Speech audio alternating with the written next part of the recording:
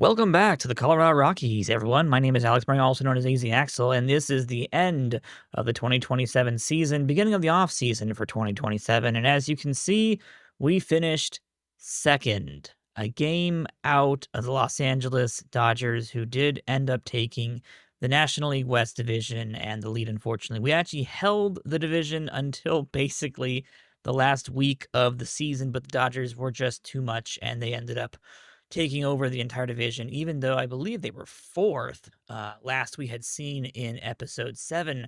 We did end up finishing first in batting average, third in runs scored, third in runs against, second in bullpen ERA, first in stolen bases, 204 of those. It was a really good season for us, all things considered, and we had some great performances from some of our players. We've got a lot to talk about.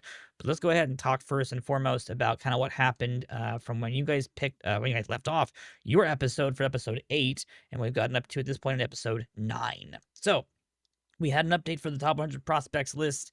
We were able to keep Kunkel in the top 10. That was what you guys had seen last.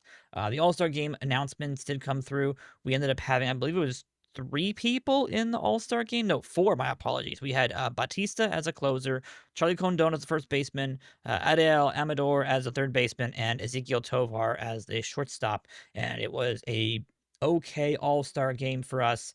We did not win, unfortunately, but for the Prospects League, for the Prospect All-Stars, the Futures game, basically, we ended up having both Kunkel and Dominguez in that one, and they had very good seasons for us. We also had Quentin Young, our third base prospect, who is our third or fourth best prospect in our system at this point. He was able to join that game as well, had a great time over there.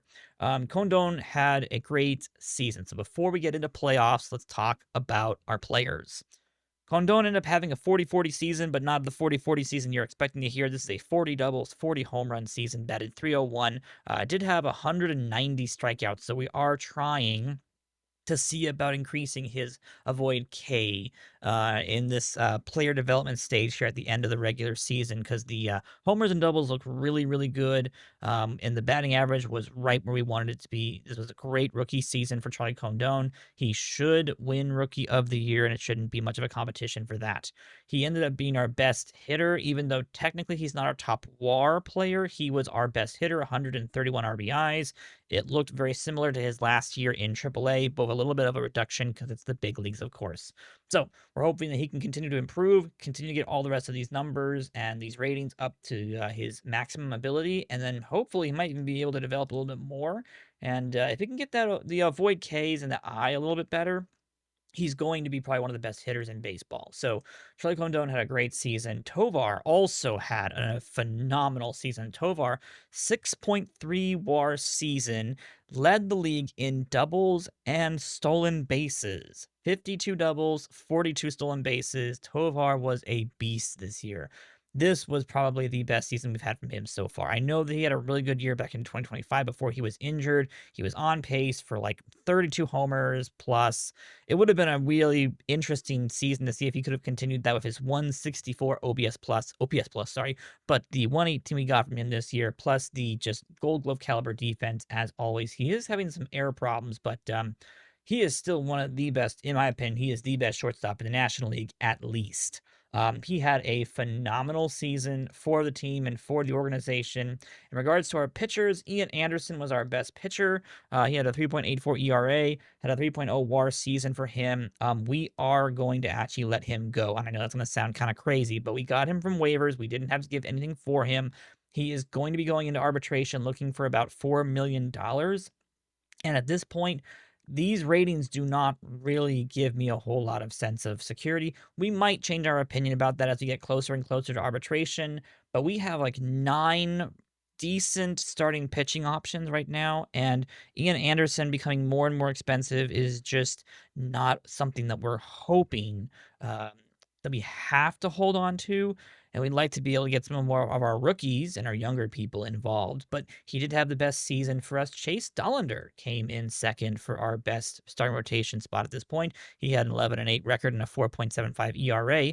His ERA plus was 100, so he was perfectly average for us, and he did a great job in his rookie season. First year in the big leagues for Chase Dollander, and I was very happy that he was able to play for us this year. So We're hoping that he can continue to get these last little segments of upgrades done for himself and be able just to be everything that he needs to be. We did end up getting a not a full season, but a decent amount of time from Shane Bieber. The reason why I went to the injured list is because he's injured again, unfortunately. He literally started the first playoff game, went an inning, and tore his labrum. So he ended up doing 27 starts after he came back from injury at the beginning of the season. Again, Sonny Gray was out for the entire season, unfortunately. He did have a 3.5 WAR season, so Shane Bieber was technically our best starting pitcher in the regular season, having that 4.02 ERA. So the $25 million, it's probably actually worth it for what he was able to do in a Colorado Rockies jersey. I just wish he had been around for playoffs because, as you can tell, we missed him. It was a rough playoffs, let's just say, okay? In regards to the other people on the list, Lucas Giolito actually had a really good season. He ended up doing 26 starts for us because of the injuries and stuff we had. He actually did really, really well. We've gone ahead and actually extended him for 2 more seasons at $1.8 million. It was super cheap, and I'll totally take that for somebody who could just be a number 6 starting pitcher in case someone gets injured. Jose Leclerc had a really good season in our bullpen. He still continued to be really good even after the second half of the season. We went ahead and signed him to an extension as well, $2.6 million for the next 2 years. It's less than what he was making right now, but I think it's good for him, and it should be something that we really appreciate. Gabriel Hughes was also really good in the bullpen. Our bullpen was really one of our best parts in the entire situation. But Batista really struggled. He had 9 losses, 8 wins, 38 saves, but he blew so many games in the regular season. It was kind of tragic. We probably could have had a much better record if we had a better closer, but that's just unfortunate we had to work with. It was either him or Rayleigh, and both of them, Rayleigh and Bautista, are both going to be leaving us. Bautista is not going to be given an arbitration estimate because he was asking for I think it's like $9 million, and then Rayleigh is an unrestricted free agent, and he was asking for about $12 million if we wanted to extend him. So we are going to lose our 2 best bullpen arms. Unfortunately, we are going to have to look in the offseason for some replacements for those. But we have some younger arms in Leclerc. Well, sorry, not younger for Leclerc, but Hughes at least. Edgardo Hernandez had an okay season for us in the bullpen. And then we are still looking to see if people like Carlos Rodriguez and John Sullivan and Aaron Savali, Luis Gil was also part of our bullpen this year. We've got a couple of starting pitchers who are stepping up in a long relief position. There's a lot of people we can look to try to see if we can get some improvement and some better stuff from some of our younger bullpen arms or slash spot starters, basically. Otherwise, we are expecting to see Sonny Gray continue on. He came back from his injury over the last couple of weeks, unfortunately. That was during the playoffs when the rest of the league continued playoffs, and we unfortunately did not. We've gone ahead, and this is going to be very interesting to see what you guys think about this. Leave in the comments if you think it's a good idea or a bad idea. We extended Sonny Gray for $12.8 million for his 38th age season, basically.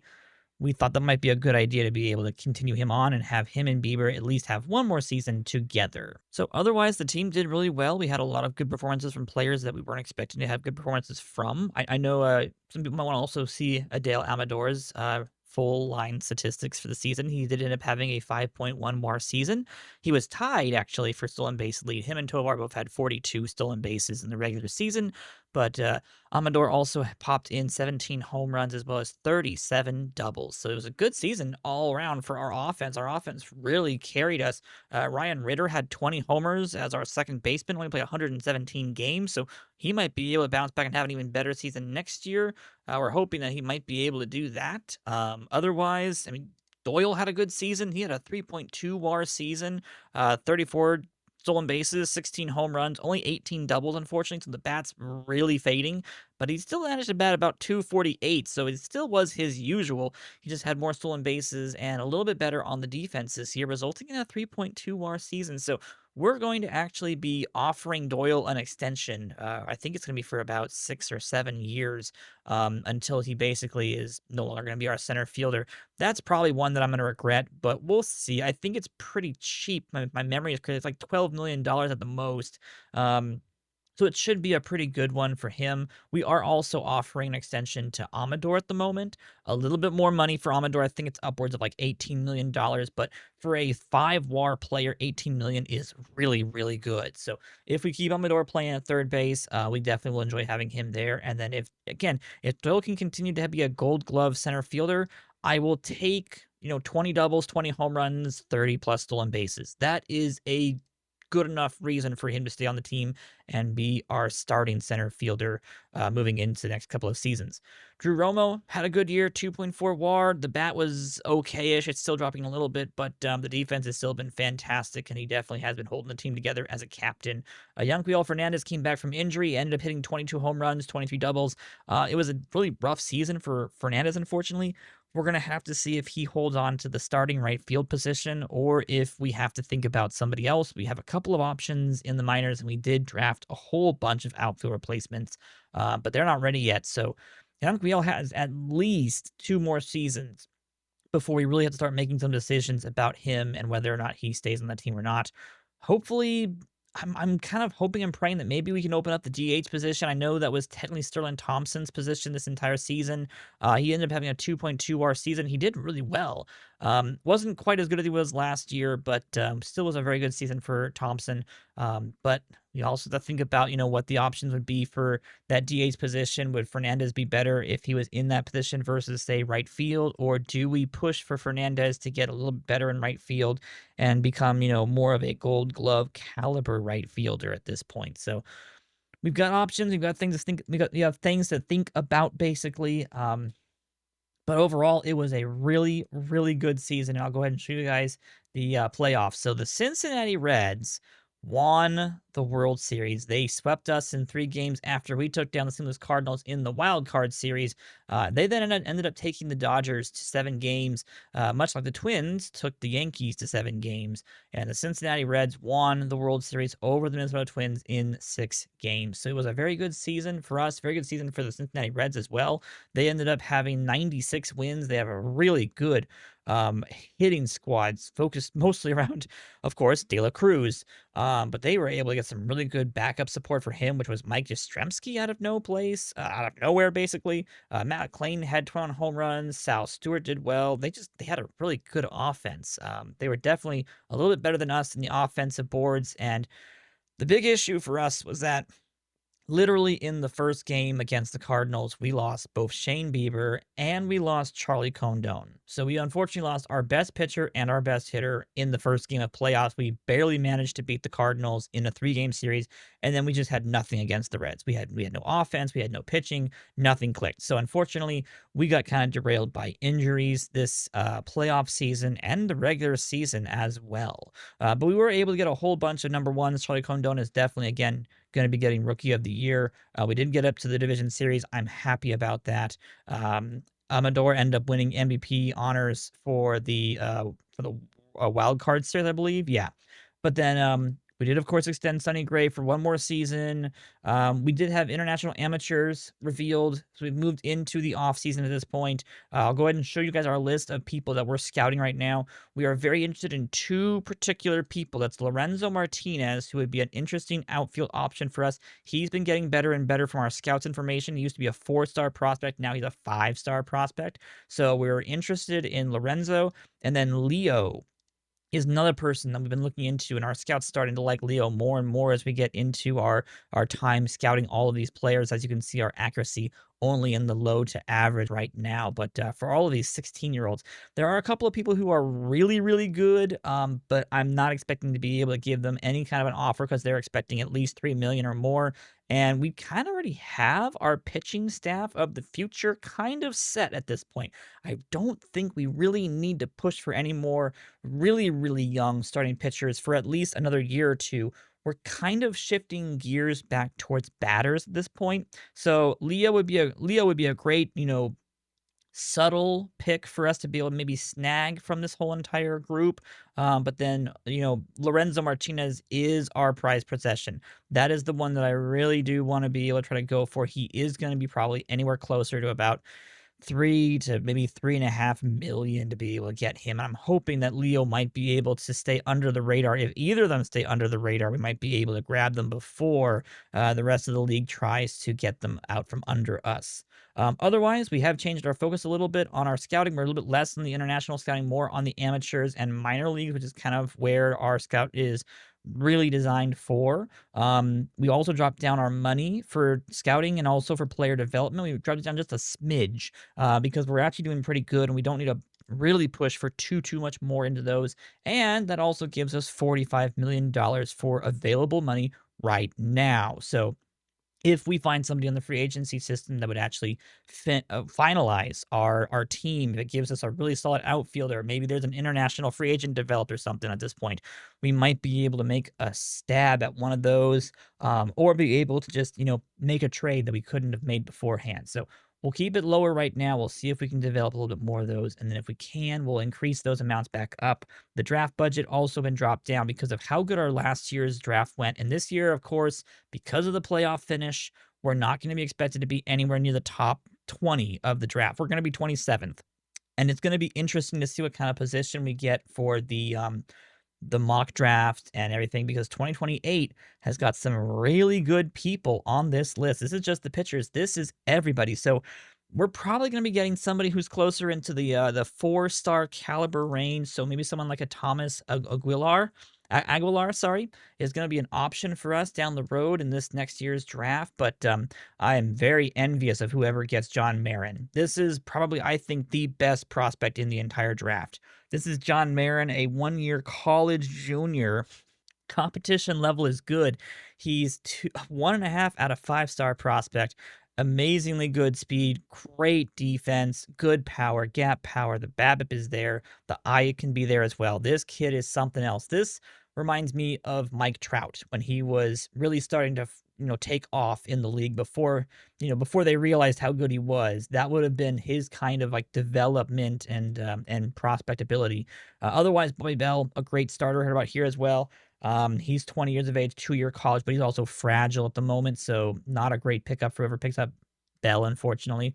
So unfortunately, I don't know if we're really going to get as good of a pick. They're expecting our first round pick to end up being around $4 million, and then it'll go down from there. So it really shouldn't be too hard for us to say that 10 million, maybe even like 14 at the most, should be our expected amount for budgeting for the draft, unfortunately, for the next season. So we've dropped that down. I'm not expecting to get very good picks from the draft moving forwards because we are going to have too good of a squad to be able to really get those really high-end picks anymore. But we have them in the system. We have them in our development. And I guess that's a good segue into our development at this point. So Larry Kunkel is now officially the number 4 overall prospect in baseball. He ended up playing in single A for most of the regular season, 21 starts there, and he had a phenomenal single A performance. He has been called up to A+ ball for the 2028 regular season. And joining him in A+ ball is going to be Juan Fien. Juan Fien had a really good year in A ball as well. He ended up starting a little bit in the rookie system after we drafted him. He had 1 start there, joined Kunkel in the A system, had 8 starts there, was really good, and he will be an A+ ball as well. He is now 2 stars out of 4.5. So if we have both Kunkel and Fien being able to get into A+ ball, I am very stoked for this, folks. I am very happy about this. They might be able to join the big league squad in 2 years if they do really well in A+ ball next year and then jump straight to AAA. There is a very high chance they actually do that. Quentin Young had an okay season in the rookie ball system. He's only 20 years of age as well, though, so we're still kind of developing him. We're going to work on getting him better at third base, I believe, for our player development at this point. Richard Dominguez is still going to be working on some stuff. He had a full season-ish, I believe. Yeah, he did actually have a full season. 11 starts for Richard Dominguez. He did very well in the rookie system, did very well in the A system. He will be remaining in the A system as he continues to develop himself a little bit more. I'm hoping that we can at least keep him at that 4-star potential. If he can stay there at that 4-star potential, we have Kunkel at being a 5-star pitcher. We have Fien being a 4.5. We've got Dominguez being a 4-star. And then that leads us into Cancel. Cancel, only ended up getting that one start for the regular season. He is moving forward okay, but he is fragile still. We're hoping that we can finally get a full season from Carlos Cancel. At this point, if he can fall back into being a three-star pitcher and we can kind of work on some of his weak points, I'd be happy with that. If we can do that, I'd be okay. So we're still hoping that Cancel turns out to be a pretty good prospect for us as well. Wilmus Paulino was probably our best pitcher in AAA. He ended up joining AAA after being in AA for most of the regular season. He will actually be fighting in the spring training for that number 5 starting pitching spot, I believe. And we'll talk a little bit about that in a second here, but uh, Paulino is going to be someone that we're interested in seeing if he can actually develop and potentially join us in the major league team this upcoming season. He would probably become our number 5 starting pitcher. Nelson Rada is another person that might be our quick replacement to Yanquiel Fernandez. He had a full season in AAA. He did get injured, and I think he broke his wrist at one point, but he still ended the season with a 4.3 WAR season for AAA. We're still expected to see if he wants to join us in the big leagues. He will be in spring training at least. And then last but not least, Ben Jacobs rounds out, I believe, our top 100s prospect or something like that. But Ben Jacobs had a really good season in AAA. He's got some really good pitches. There's a chance that I might try to convert him to a bullpen arm. But at the moment, he is going to be fighting for a rotation spot in the 2028 season. We're expecting to have him there, and we'll see if he can develop into something special for us as well. Outside of that, of course, we still have Camacho, who's down in the A-ball system right now. He will be joining, of course, he'll be with Richard Dominguez, trying out to get into the upper echelons of our minor league system. This is someone that we picked up in the, what was it, this trade? No, this was picked up via an automatic signing, I believe. He was someone who came when we first started up the game, so he's been interesting. He's had some potential, but he's kind of had some problems. But he is, again, only 20 years of age, much like Dominguez. He'll be trying his best to make it into the A-ball system now that he's had about 4 seasons of development. He's looking okay, but we'll see what he can do moving forwards. Otherwise, outside of those people, of course, Fiend was our number 1 pick from our last first-year player draft. Chris Hunt joins our top 200s prospects list. He was another person drafted this year. He was our third round pickup at this point. Jared Thomas and Ivan Lara still end up rounding out our prospects list right now. Jared Thomas might be another person that might be available to join us in the regular season. Maybe if we have another outfield position open up, we might be able to do that. But at the moment, I am still expecting that our depth chart will be having Benny Montgomery and Yanquiel Fernandez in the corner outfield positions next season. Benny Montgomery had an okay-ish bounce-back season after how bad it went. He's just not hitting very well. But at the same time, he's got such great defense in the outfield. It's just going to be really, really hard to say that he doesn't deserve to play because of that defense. It just depends if the rest of the team can pick up the offensive slack that comes from having just, a gold glove center fielder and a gold glove left fielder who just cannot hit to save their lives, unfortunately. So we have options. We got people who are going to be available. We'll have to see if any of them can knock out the people we have currently in position to play those corner outfield positions right now. But I'm super stoked. We're still the number 1 overall minor league prospect system at this point. If I go to that really fast, we are starting to drop down this list, though. We are now officially only up by about 27 points over the Miami Marlins.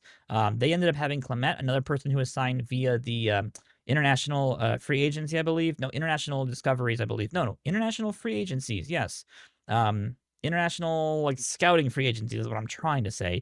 $3.2 million bonus from Australia to join the Miami Marlins. So that's something we were actually looking at getting, but we could not offer that amount for him, unfortunately. He's now the number 7 overall prospect in the Major League Baseball system. McLaughlin is the number 1 overall prospect right now. The Boston Red Sox have got him. He is an interesting starting pitcher, high schooler, only 18 years of age, 5'11" on the height, but he's got some really good stuff. If he develops all of these pitches and all this stuff, he's going to be a very tough cookie to be able to play against, unfortunately, moving forwards. So All that being said, I'm still happy, very, very happy about our whole entire system. I'm happy that we're still number one in the prospect system right now. I still expect us to be able to continue to do that as we move forwards and be competitive, at least for the next couple of years, as we try to get into a dynasty mode with all of the starting pitchers that we've been starting to develop and sign and draft and all these other things.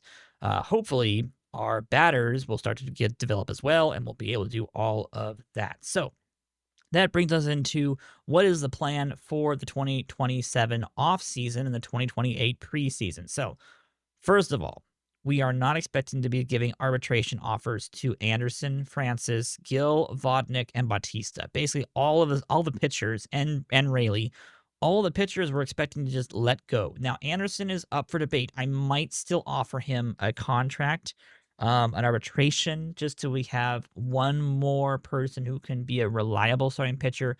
But as it stands right now, Bieber should be back by the end of spring training at least. Him and Gray are supposed to be the number one, number two for the upcoming season. That would leave Dollander and Hampton as 3 and 4. And then, of course, we'd have Carlos Rodriguez, Gabriel Hughes, Sean Sullivan, and Aaron Civali as our, well, and Lucas Giolito as our backup number 5 starting pitchers. And that's before we even think about people like Wilmus Paulino and Ben Jacobs, who should be fighting for that number 5 starting pitching spot. So we kind of have a surplus of starting pitchers who can compete on a high level. And Ian Anderson being closer to $4 million, we might be able to use that for something else. So my gut is telling me to let Ian Anderson go. And even though he has been a super reliable pitcher for us, this has technically been a bounce back season for him in terms of ERA. It's the walks. The walks scare me. He's got 42 control. He led the league in walks. And even though he had a good season and he has a really good BABIP, his PBABIP is really good. I just don't know if he's going to have as good of a season moving forwards. So we're going to look at the idea of offering some of the arbitration players as trade bait, just because some people might be able to use them much more, much better than we can. But otherwise, we've got a really big contest coming into spring training. We'll talk about that in our next episode, kind of what we decide, what happens, and any moves we make in the off season. Because again, we're going to have some free agency to come through. We have, of course, a couple different interesting arms on the free agency market. One of them is Jacob deGrom. Logan Gilbert is here. Tyler Glasnow is going to be here. Framber Valdez might be a free agent. We've got some people who could be really, really good on this free agency market. Not a whole lot of batters, though, unfortunately. Freddie Freeman might be one of the only people on this list who actually could be an option, even though he's been injured for almost the entire regular season. So we'll see what happens. I'll keep you guys all appraised. But that should be it for episode 9, I believe, is what this one is right about here. Episode 9 finishes. The Dodgers lose a whole bunch of free agents, it looks like. They are scheduled to have a whole bunch of people leave their ball club. We are looking very good for the future. We've got a young, vibrant team that's going to be able to compete moving forwards. We're very excited to see what we can do, and I hope you guys are excited as I am to be able to see what happens in episode 10. We're double digits already. I'll see you all in the next one.